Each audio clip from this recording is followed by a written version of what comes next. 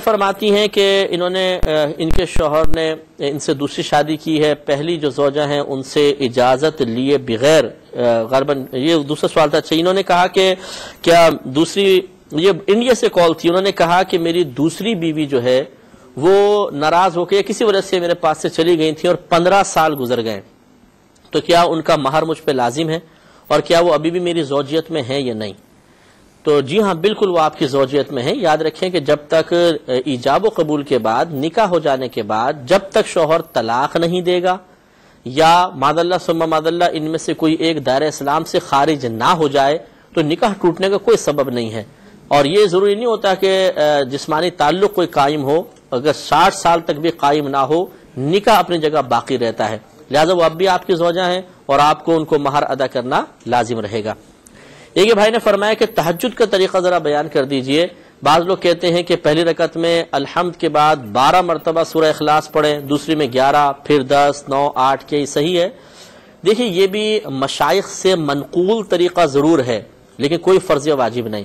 آپ مشورہ ہمارا یہ ہے کہ ہر رکعت میں الحمد کے بعد 3 مرتبہ سورہ اخلاص پڑھ لیں۔ نبی کریم صلی اللہ علیہ وسلم نے فرمایا جو 3 مرتبہ سورہ اخلاص پڑھ لے تو یہ پورے قرآن پڑھنے کے برابر ہے، تو گویا کہ ہر رکعت میں آپ کو قرآن پڑھنے کا ثواب حاصل ہو جائے گا۔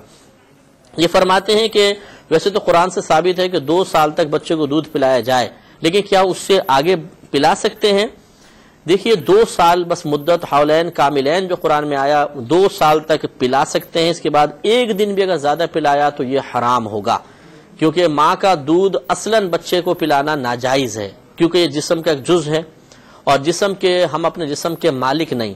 لہذا جب اپنے جسم کے مالک نہیں تو جسم کے کسی بھی عضو سے کسی کو نفع نہیں پہنچا سکتے۔ لیکن بچے کی ابتدائی نشو و نما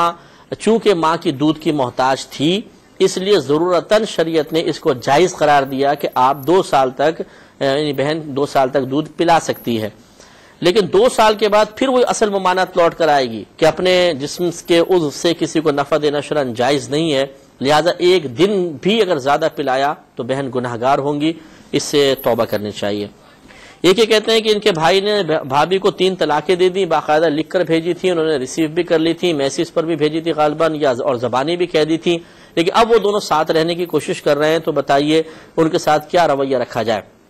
رویہ بارہا آپ کو بتا چکے ہیں کہ 3 طلاقوں کے بعد دونوں اجنبی ہو چکے ہیں اور بغیر حلالہ کے دونوں قریب کبھی بھی نہیں آ سکتے ہیں۔ قریب رہیں گے تو معاذ اللہ ثم معاذ اللہ زنا ہوگا، بالکل ایسے جیسے اجنبی مرد عورت ساتھ رہنے لگ جائے، اور اولاد ہوگی تو ولد الزنا ہوگی۔ اس لیے اس قسم کے پہلے افراد کو پیار و